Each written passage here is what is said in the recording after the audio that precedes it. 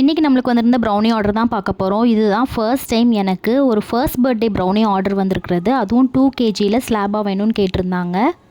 And as usual இதுவும் ஒரு last minute order தான். இது எனக்கு நைட்டு 10 o'clock தான் ஆர்டர் கன்ஃபார்ம் ஆச்சு. நெக்ஸ்ட் டே 11 o'clock டெலிவரி வேணும்னு கேட்டிருந்தாங்க. நான் 1 நைட் இருக்குல்ல பண்ணிடலான்னு நினச்சி ஆர்டரை கன்ஃபார்ம் பண்ணிக்கிட்டேன்.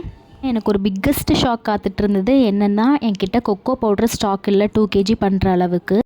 Next day morning shop open பண்ணதும் 9:30 கிட்ட போய் கொக்கோ பவுடர் வாங்கிட்டு வந்துட்டேன். வாங்கிட்டு வந்த உடனே பேட்டர் ரெடி பண்ண ஸ்டார்ட் பண்ணிட்டேன். நான் நைட்டே கொஞ்சம் ப்ரிப்ரேஷன்ஸ்லாம் பண்ணி வச்சிட்டேன். Like maida and cocoa powder measure பண்ணி எடுத்துக்கிட்டேன். பட்டர் அண்ட் சாக்லேட் மெஷர் பண்ணி எடுத்துக்கிட்டேன். நெக்ஸ்ட்டு பார்ச்மெண்ட் பேப்பரை டின்னில் லைன் பண்ணி எடுத்துக்கிட்டேன். இந்த மாதிரி கொஞ்சம் ப்ரிப்ரேஷன்ஸ்லாம் நைட்டே முடிச்சிட்டேன். அண்ட் சுகர் அண்ட் ப்ரௌன் சுகரை நல்லா கிரைண்ட் பண்ணியும் எடுத்துக்கிட்டேன். எனக்கு நைட்டு ஃபுல்லாக சுத்தமாக தூக்கமே இல்லை. எப்படி இதை நம்ம 11 o'clock டெலிவர் பண்ண போகிறோன்னு சொல்லிட்டு ஃபேமிலி மெம்பர்ஸோட சப்போர்ட்டோட இந்த ஆர்டரை நான் சக்ஸஸ்ஃபுல்லாக பண்ணி முடிச்சிட்டேன். நமக்கு வர ஒவ்வொரு ஆர்டர்லேருந்தும் நம்ம ஒவ்வொன்று கற்றுக்கலாம். எல்லாமே ஒரு லேர்னிங் தான். இந்த ஆர்டர்லேருந்து நான் ஒன்று நல்லா கற்றுக்கிட்டேன். என்னென்னா, நம்ம எப்போவுமே இன்க்ரீடியன்ட்ஸ் எல்லாமே ஸ்டாக் வச்சுக்கணுன்னு, ஸ்டாக் செக் பண்ணிவிட்டு தான் ஆர்டர் கன்ஃபார்ம் பண்ணணுன்றதையும் நான் கற்றுக்கிட்டேன்.